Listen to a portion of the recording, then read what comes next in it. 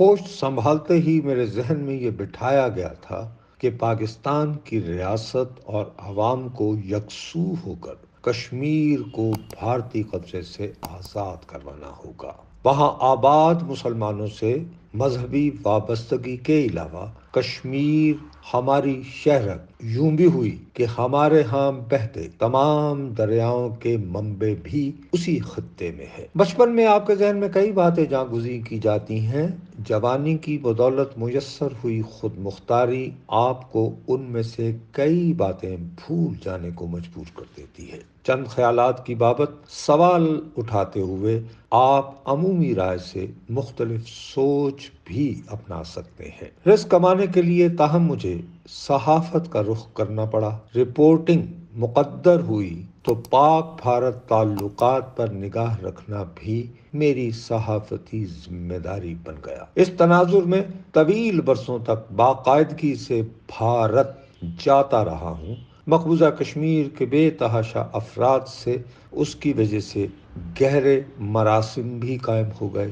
صحافیانہ غیر جانبداری برقرار رکھنے کے باوجود ذاتی مشاہدے سے دریافت کر لیا کہ دلی میں بیٹھی سرکار کشمیر کو سامراجی ممالک کی طرح اپنی نو آبادی تصور کرتی ہے۔ اس کے جبر تلے محصور ہوئے کشمیریوں کی بے پناہ اکثریت انتہائی جذباتی انداز میں اپنی غلامی سے نجات حاصل کرنے کو پاکستان کی جانب دیکھتی ہے۔ اس رویے کو ذہن میں رکھتے ہوئے مجھے شدت سے یہ گمان لاحق رہا کہ پاکستان کی ریاست اور عوام اگست 2019 میں مودی سرکار کے لیے اس فیصلے کو ہرگز برداشت نہیں کر پائیں گے جس کے ذریعے ماضی کی ریاست جموں و کشمیر کو آئینی اعتبار سے میسر خود مختاری ختم کر دی گئی اور جغرافیائی اعتبار سے بھی اسے دو حصوں میں تقسیم کر دیا گیا۔ نہایت عاجزی سے اعتراف کر رہا ہوں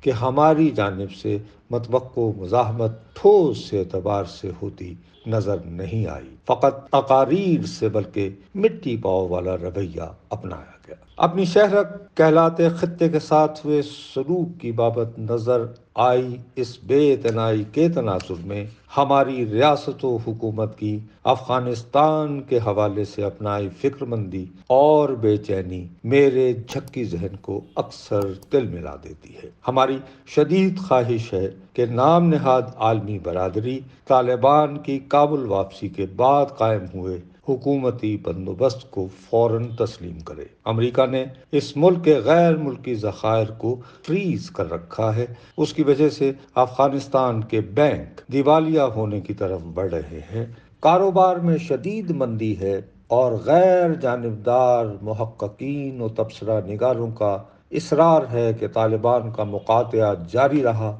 تو افغانستان کی آدھی آبادی فاقوں سے مرنا شروع ہو جائے گی۔ کم سن بچے ہزاروں نہیں بلکہ لاکھوں کی تعداد میں زندہ نہ رہ پائیں گے۔ افغانستان کے مستقبل کی بابت جو ہولناک خبریں آ رہی ہیں انہیں کوئی پتھر دل ہی نظر انداز کر سکتا ہے۔ مجھ سے تو پرندوں اور جانوروں کی تکلیف بھی برداشت نہیں ہوتی اور افغانستان کے حوالے سے لاکھوں افراد کی اموات کا ذکر ہو رہا ہے۔ اس کے بارے میں بے اعتنائی اختیار کرنا مجرمانہ سنگ دلی ہے۔ یہ اعتراف کرنے کے بعد عالمی سیاست کا طالب علم ہوتے ہوئے لیکن آپ کو یاد دلانا بھی لازمی تصور کرتا ہوں کہ ریاستوں کے سینوں میں دل نہیں ہوتے، ان کے فقط مفادات و ترجیحات ہوتے ہیں اور انتہائی صفاقی سے وہ اپنی پالیسیاں ان کے تحت ہی تشکیل دیتی ہیں۔ ہماری جانب سے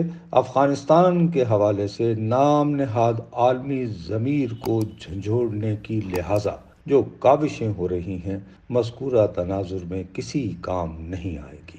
رواں مہینے کی 19 تاریخ کو پاکستان اسلام آباد میں OIC کے وزرائے خارجہ کے ایک ہنگامی اجلاس کی میزبانی کرنا چاہ رہا ہے۔ ایسی کانفرنس ہم اگست 2019 کے فوراً بعد کرنے میں ناکام رہے۔ مودی سرکار کے لیے اقدامات کی کماں حقہ مذمت اس فورم کے ذریعے نہیں کر پائے؟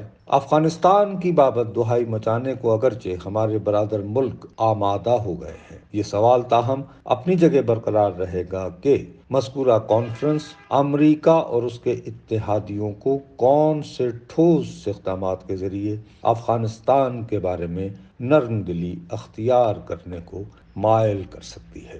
ہمارے روایتی اور سوشل میڈیا پر چھائے ذہن سازوں نے ہمیں فروعات میں الجھا کر کنویں کے مینڈک بنا رکھا ہے۔ 15 اگست 2021 کے دن سے امریکہ اور اس کے اتحادی جس ذلت آمیز انداز میں افغانستان سے فرار ہوئے، اس نے واشنگٹن میں بیٹھی اشرافیہ کو چراغ پا کر دیا۔ امریکی پارلیمان کے دونوں ایوانوں میں بیٹھے کئی سرکردہ اراکین نے ٹی وی سکرینوں پر براہ راست دکھائے اجلاسوں کے دوران اپنے جرنیلوں کو سخت ترین سوالات اٹھاتے ہوئے دیوار سے لگائے رکھا۔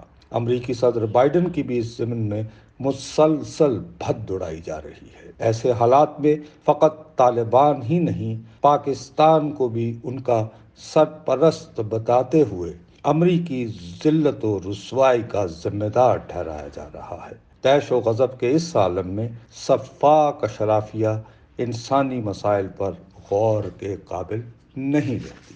امریکہ کی فیصلہ ساز اشرافیہ کی اجتماعی سوچ کا حقیقت پسندی سے جائزہ لیں تو بآسانی دریافت کیا جا سکتا ہے کہ وہ افغانستان کو اپنا درد سر تصور نہیں کرتی۔ وہ مصر ہے کہ طالبان اور ان کے حامی امریکہ کو افغانستان کا قابض ملک شمار کرتے تھے۔ اس قبضے سے نجات کے لیے 20 سال تک پھیلی جنگ ہوئی۔ اس جنگ کے دوران جدید ترین ہتھیاروں کا استعمال ہوا۔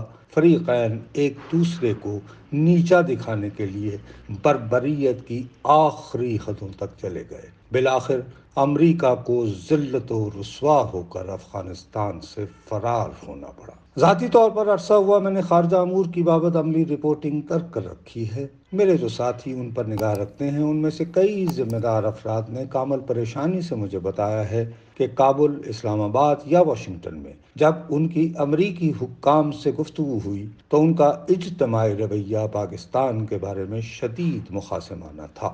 طالبان کی کابل میں فاتحانہ واپسی کے بعد ہمارے وزیر اعظم نے ایک بیان دیا تھا۔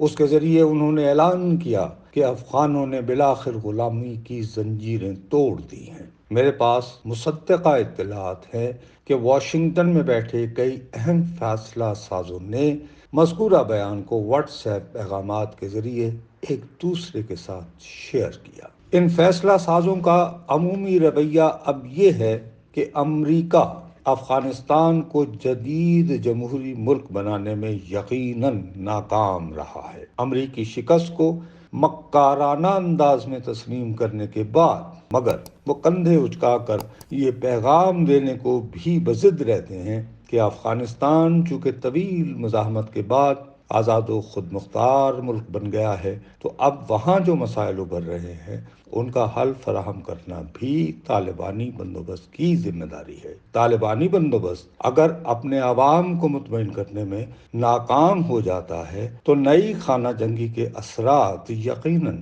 افغانستان کے ہمسایہ ممالک تک بھی پہنچیں گے۔ پاکستان، ایران، ازبکستان اور تاجکستان اس ضمن میں سر فہرست ہیں۔ روس اور چین کے لیے بھی وہ تشویش کا باعث ہوں گے۔ امریکہ 7 سمندر پار ہوتے ہوئے لیکن ممکنہ اثرات سے محفوظ رہے گا۔ اسے افغانستان کی بابت فکر مند ہونے کی لہٰذا ضرورت نہیں۔ اب افغانستان جانے اور اس کے ہمسائے۔ امریکہ اس کے حالات سدھارنے کے لیے مزید وقت اور سرمایہ ضائع کیوں کرے؟ مجھے ہرگز خبر نہیں کہ اسلام آباد میں بہت تگدو کے ذریعے ہونے والا OIC کا وزرائے خارجہ کا ہنگامی اجلاس مذکورہ بالا رویے کو کیسے بدل سکتا ہے۔